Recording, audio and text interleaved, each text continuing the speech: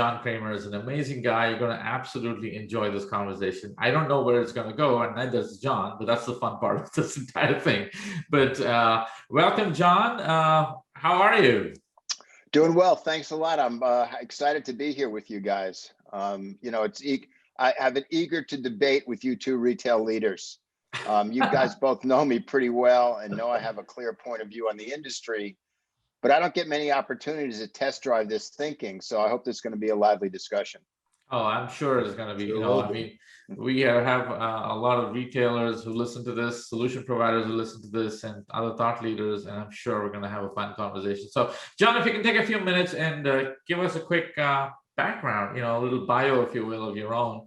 I know you have an amazing background, been through many industries, and a lot of experience with retail technology. So take it away. Yeah, I started in the advertising business and spent a lot of years doing account management for leading industry CPG leaders like Procter & Gamble and Unilever, PepsiCo, et cetera. But then fell in love with the retail business in the mid 90s and started a shopper marketing agency for Gray Advertising. I think it was probably the first shopper marketing agency in the country. And did that for about 15 years and did a startup for a while, employing RFID technology to shopping carts. Unfortunately, that was an idea well before its time. And then spent the last 15 years of my career at WestRock, heading up their retail insights and innovation, client interaction. And at that point met both Shekar, you and Gary, as we did some pilots with analytic technology in store. So my background in retail and my passion for retail has gone back for about 25, 30 years now. I remember those days doing those trials at those supermarkets. And I think even the WestRock lab, I believe we had some stuff set up and we were doing some trials. Fun days. Clearly, you've experimented with a lot of technologies. And I know that over the years when we've spoken, Jon, you've always been passionate about conversion, understanding shopper behavior in the store, how to impact that, how to get them down different aisles, and a bunch of technologies that are really tied to shopping experience and getting insights. But what do you see? I mean, with all the stuff that we've been talking about over the years, what do you see the challenges, especially after COVID, coming out of COVID, with that the retail industry is facing? You think what are the imminent threats? Well, I think that's really a great place to start. And let me take a minute to contextualize this. First, it's my point of view that the grocery business model is basically broken. It's been built on selling tons of product at teeny tiny margins. And as a result, any small change in that structure, selling less product or making less money has got a huge impact. So there's really too much, in my opinion, focus on tactics versus strategy. So if you jump to 30,000 feet, I think the challenges can be broken down into three major buckets: economic, sociological, and technological. From an economic standpoint, this country has been bifurcated. There's those that have, and there are those that have not. And as a retailer, you can't focus on either one of those groups to the exclusion of the other. Sociologically, it's incredible. Today, we've got almost 5 different demographic groups shopping at retail. Everything from baby boomers who are retired and empty nesters, down to young adults 18 to 24, 34, who never really spend time cooking and shop totally different. So as a retailer, how do you deal with those 5 different groups? And then finally, and critically importantly, the impact of the COVID pandemic is going to accelerate everything. I mean, I call it the great accelerator. And in an industry that's historically moved very slowly to address competitive threats, all of the above just complicates it. So net, the speed of change is not a friend to the retail business, to the grocery retail business. So I think those are really the key issues that retailers are grappling with right now. Yeah, Yeah, no, that's go ahead, Gary. no, I was just going to say I'd fully agree with you, John. I've been talking about for a long time now the pace of change and how that is such a big challenge for traditional retailers who, as you just called out, have traditionally been very slow moving. Yeah. And I like the word, so you're calling COVID the great accelerator. And we've spoken to a bunch of retailers, and I think even solution providers who basically said that we've started implementing things that we thought are going to be 2-3 years down the line because they didn't have a choice. They had to adapt to the environment. And I know the cliched example that everybody uses is online grocery. But I think and we've seen grocers. It's a double-edged sword, right? Because online grocery is growing, which is a good thing. But at the same time, they haven't figured out how to make money. I mean, the already thin margins are being worn off because the logistical support to provide online shopping experience is higher. And they're trying to figure out how to make money at it. So so we're finding that companies that are digital native, like e-commerce only companies, have a much stronger model in terms of fulfillment and how to scale their operations. And I don't know, I see them as a threat to regular brick and mortar grocery. What do you see in terms of what's facing supermarket as disruption, and what could disrupt this model? The interesting thing is that the competitive environment is now so complex. So you can find grocery options all across the internet. You can get it delivered. You can go and pick it up in the store. You've got delivery services like Instacart coming on stream.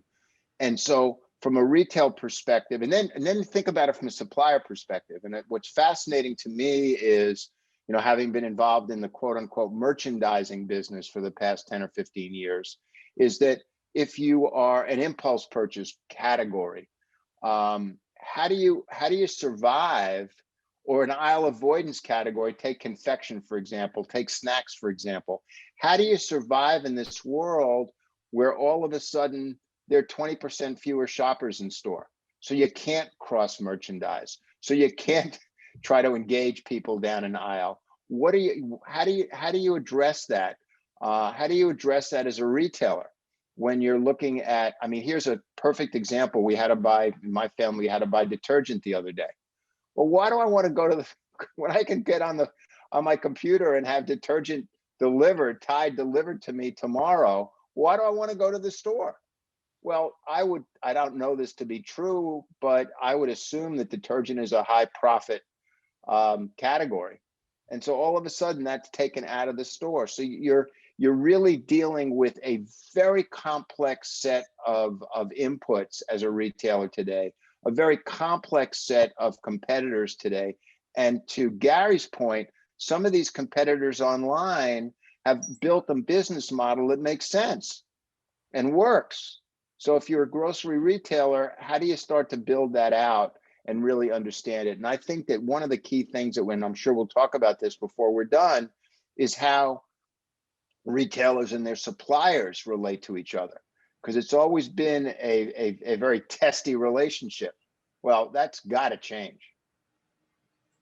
Yeah, and I think it already is, right? We had a guest on a recent podcast that really focused on doing fulfillment for CPG type brands, right? And going direct to the consumer.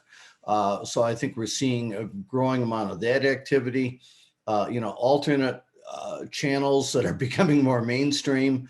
Companies like GoPuff, Fridge No More, et cetera, are creating new models without physical stores, right? They're leveraging, automated fulfillment centers strategically located to fulfill directly to consumers across an area very efficiently. So a lot of different channels to your point here, and how brands can go to market and how retailers go to market. So clearly, John, from what you're saying, the consumer is winning because they're having more options in front of them in terms of how they access their groceries, more than ever before, right?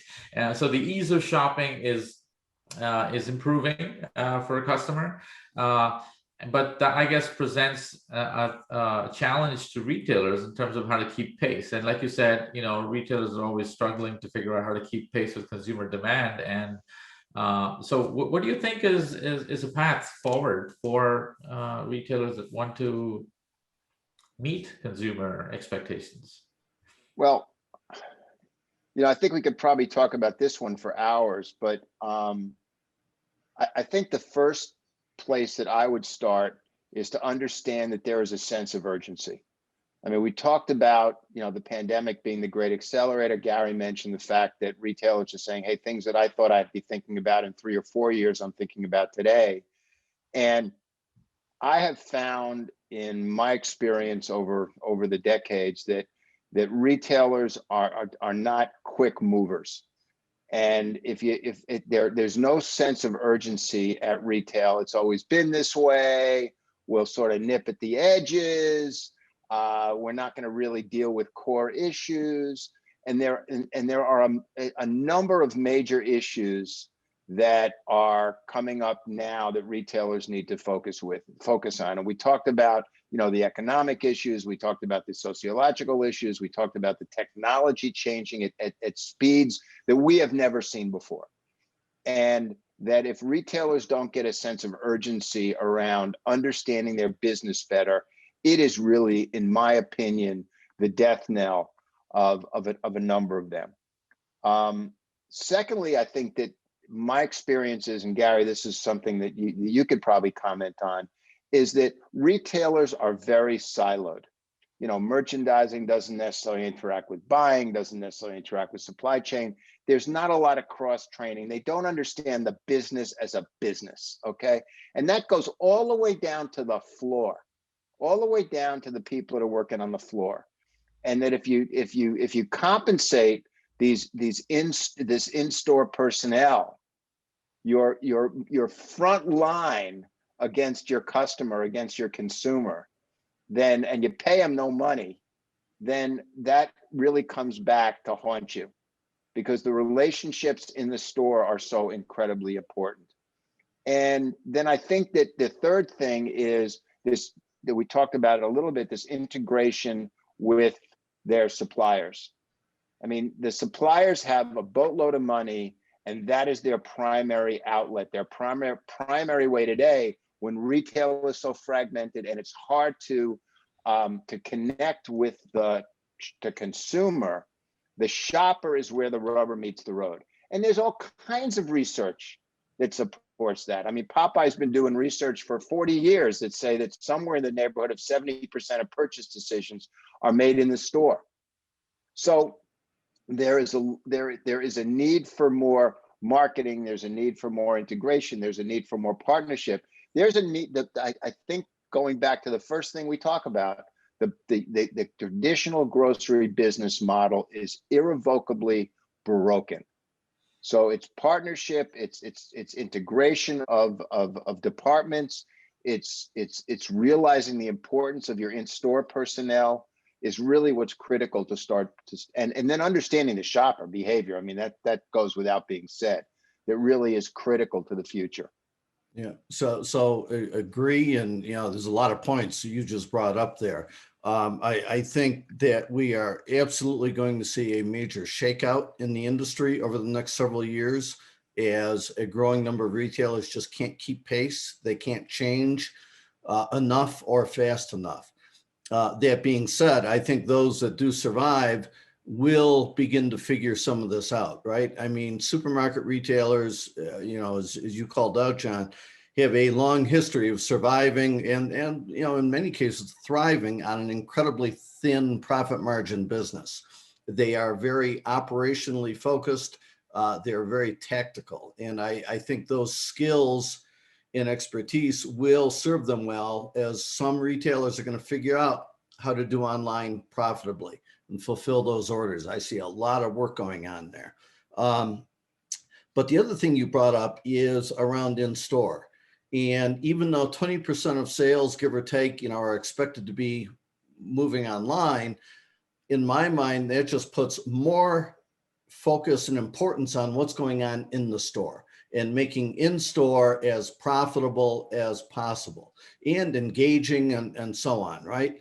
And, you know, Jon, you've done a lot of work in the space over the years. You know, I've had exposure to the in-store space for some time. I think we're going to see in-store begin to mature as a practice, right? As you see more and more computer vision coming into the store, Amazon Go-like systems, smart carts, other things are going to really light up that store, digitize it, and provide all the data. Then retailers have to get smart and understand what to do with that data, how to use it to convert it to sales and profit. But Gary, that's why I was excited about spending time with you guys today, because you and I have been having this conversation now. It's murky in the past for me, but I've got to say that it's got to be at least 10 to 12 years that you and I have been having the same exact conversation. Yes. And you talked about it a little up front, but I have long felt that shopper conversion is the single most important metric in retail, especially in grocery. And we have, and that conversion, that is the percent of shoppers that stop at a certain location and either buy or don't buy. And we have found in research over many years that as small as a 1% change in conversion represents tens of millions of dollars on a category basis, represents tens of millions of dollars to the retailer in terms of sales. And so conversion ought to be critically important to retailers. It should be critically important to suppliers. And yet today, to the best of my knowledge, there is no retailer in the United States of America, no store-based retailer in the United States of America that is measuring conversion in their stores. And this, to me, is not low-hanging fruit. It's fruit that's lying on the ground, because there's so much technology and inexpensive technology that's available to do that. It's, Shekar, what you're doing with Bird's Eye. Right. Sylvania has a light bulb that you can now use to track all of that information. So it saves money on your lighting bill. It allows you to highlight different categories with different kind of light, and it gives you all of that data to understand conversion. So the technology's there, the knowledge is there, yet it's just not happening. So that's, to me, the frustration that I go through a lot with retail. Right. So, Jon, just rewinding a little bit, when you talk about shopper conversion, can you define exactly what you mean by shopper conversion for our listeners? Yeah, I think if you think about it as a funnel, right? If you look at all the shoppers that walk in the store, I mean, that's your if you were a media company, for example, that's your target, that's your potential audience.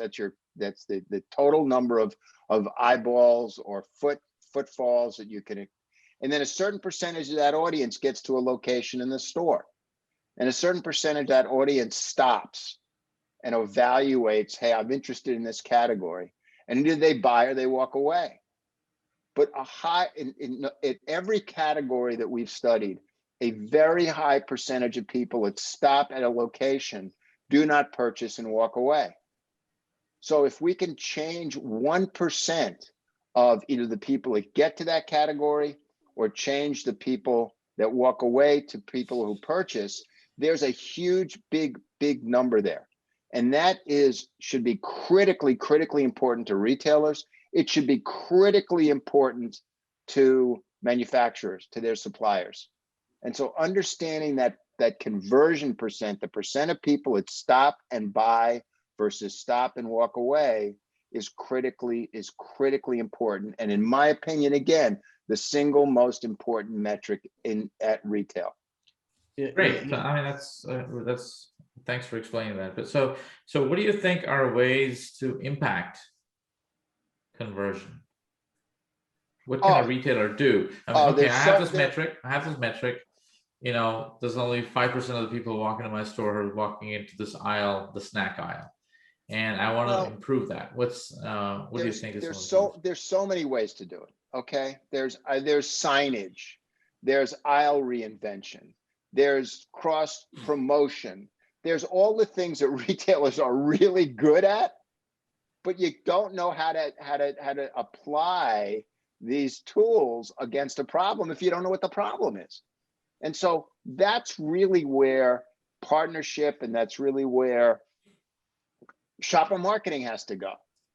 I mean, shopper marketing has been around, I don't know. I mean, I started an agency in 1994, but shopper marketing really came into vogue in the late 90s, early part of the millennium. And it's always been about promotion. It's always been, but it's not about traditional marketing to the shoppers that walk in the store, because you don't understand what they do. Once a shopper walks into a store, in my opinion, it's a big black hole. Where do they go? Where do they stop? Where do they buy? Where do they not buy? Right. Where do they buy? I mean, so all of this data is available. And to me, it's, as I said, it's not even low-hanging fruit. It's fruit that's lying on the ground. All you got to do is pick it up. Yeah, and John, I'll bolster what you're saying. And yeah, you know, you and I were involved with this space, as you were called out 10 or 12 years ago, doing some work here, right? We both know how powerful this is and the potential of this. You know, I would go so much as to say, I think this represents probably the single largest opportunity for retailers to drive sales and margin that they have today. Inside the store it's virgin greenfield territory. And I do think we were really early 10 or 12 years ago looking at this. I think that it is finally time for this space to mature. And what I'm seeing happen is, as you've called out, more and more data being available. I think we're going to see that data become syndicated here pretty soon, which is going to start providing brands information. It's going to get linked back to sales. I think that will help drive some metrics to look at, comparisons, et cetera. But I also am beginning to see some retailers focus on this now. And I think this is going to be driven from a couple of perspectives. You know, one is, you know, from the category level, category managers understanding the power of this, executing different promotions, merchandising tactics, et cetera, to drive conversion rates. I'm seeing a growing number of retailers really focused on the customer now and driving customer analytics to the store level, including rewarding store managers, store level people around customer metrics, you know, retention rates, that type thing. I think this becomes another piece of that. I you know, it's funny. I know you're starting to see it, but I feel that it is so alien to the core business of retailers, which is just, you know, pushing more product through the store, that, you know, I struggled for so many years to get and really, you know, took the largest issue off the table, who was going to pay for this. I struggled for so many years getting retailers to try to understand this metric, even volunteering to cover all of their costs, that it really takes such a major change. I just question how fast they're going to get to it, number one, and I question whether the competitive environment is going to leave them in the dust. So yes, but I think one of the other things, and Shekar, maybe you can speak to for a minute. I know Birdseye is working on some reporting and analytics to help the retailer understand, you know, for their weekly ad products, what's happening, what sales are they driving, but being able to link that back, I believe, to location in the store. I think having that kind of data available is going to start to open a lot of eyes. Yeah, I mean, I think definitely, being able to correlate what you're putting on your weekly ad, what TPRs you have, how can that help drive traffic to different parts of the store, enable this cross-pollination of categories and brands. I think it's all, you know, fascinating stuff. And I think where retailers tend to struggle is understanding what tools are out there, how to get them integrated together to work in an effective manner, right? Because like you said, John, they're so operationally focused that they lack a lot of resources for innovation and integration and finding, and how do you, there's zillions of startups out there that have amazing solutions. But for a retailer who is so operationally focused to go out and spec these tools out, figuring out how to build a solution out of it, it's challenging, right? So, and I'm wondering if brands and suppliers have some role to play in coming together to find that solution. There is absolutely no question that, it's when the retailers have relied on their suppliers to fund profits for so many years, right? With off invoice offers and promotional offers that they've taken to the bottom line. But now it's time to sit down with suppliers and go, hey, we need your help to help us understand our business in your categories. And I think that that's perfectly legitimate. But when you've got an organization at the retail level that is so siloed, and you've got buyers focused on bringing product in at the lowest possible price, instead of talking to suppliers about strategy and about planning and about conversion, I think that and Gary, both you and Shekar and I have been involved with this for decades now, is that there's no reason why there shouldn't be test beds, where there shouldn't be test and control stores where you can look at the impact of something. And it may very well be that this is a new department at retail. Let's call it the innovation department. Let's call it, the future think department. I don't know what the right moniker would be, but in essence, making people responsible to be testing the latest technology in their stores in a test and control environment. It's not a multi-million-dollar investment. It's a small investment to understand how to maximize the footprint of the store. Yeah, no, makes total sense what you're talking. In fact, the image that flashed to me is, a few years ago when Best Buy, the electronics retailer, was in trouble, and they had to kind of reinvent themselves in terms of how do they compete with online retailers like Amazon. And obviously what they did is they created a brand-centric experience within their stores, but they had smaller stores within their stores, whether it's Amazon or Samsung or Apple, and it completely transformed their business. In fact, I was on a Clubhouse room, and there was somebody who was on the board of Best Buy in one of those rooms talking about it, and they started experimenting with the Magnolia sound rooms all the way in the back, right? And they used that as a test bed to see, hey, can we get traffic for people who are home theater specific and give them an experience that's exclusive? And they took that idea and then implemented the Samsung stores and the Amazon, the Apple. And I'm just wondering, maybe it's a model worth looking into. I know it kind of completely shake up the current store layout for most retailers. But hey, there's 5 or 6 big brands. You have the Nestle's, and the Kellogg's, and the Krafts, and the Mondelez, and the Coke. Maybe there's an argument to say, hey, let's create these brand-centric experiences, and then it becomes more interesting. And you walk into a store, I think it's sort of going up and down the aisles. You have these, just thinking loud here. Well, if I had $1 for every time I've been to a retailer to talk about quote unquote aisle reinvention, or talk about creating more excitement in the store, you'd be talking to me from Hawaii, where I'd be sitting on the beach drinking a pina colada. I think that all of that is legitimate. It sort of goes back to Gary's point, is okay, so how do you create excitement in the store? And there's so many ways to do it. Okay, there's so many ways to do it, but you can't know if it works until you try it. And that's where the test and control strategy comes into play. And it's so logical. I mean, so for example, and Gary, you know this better than I do for sure, how many times a supplier comes in and goes, hey, I got this new product idea. It's incredible. We've done this research. It's incredible. You've got to reset your shelf and put this new product in. Well, you know, the thing that makes me laugh is every time I go into a grocery store, I walk down, you know, you walk down the beverage aisle.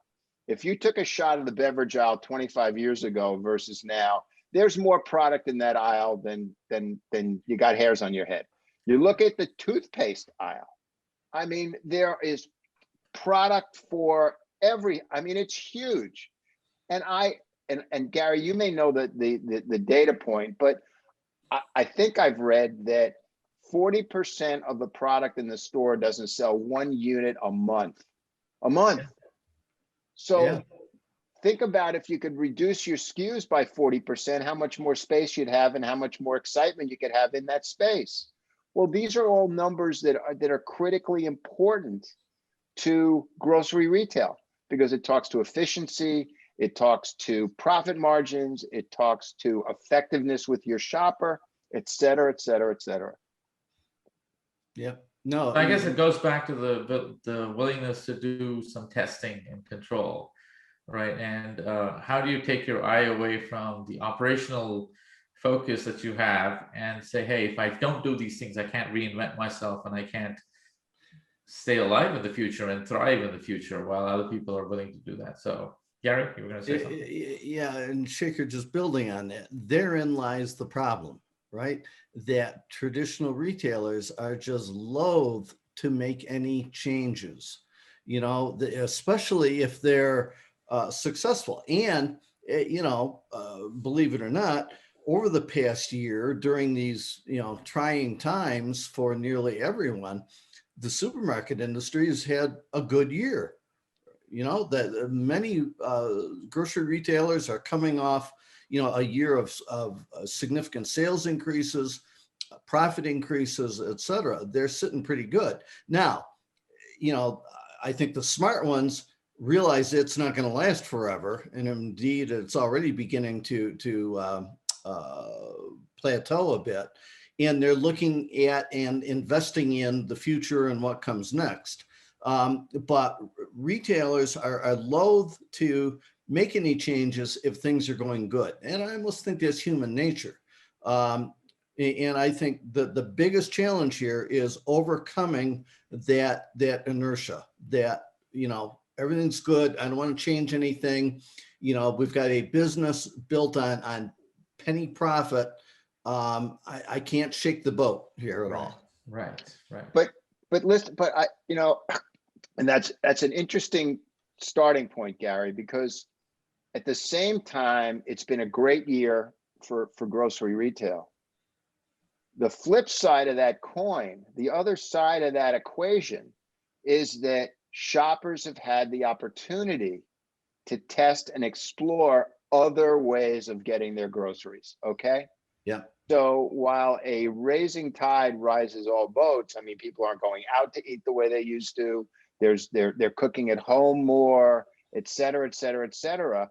At the same time, they've had a chance to test delivery and DoorDash and Instacart and all of those other forms of getting their groceries.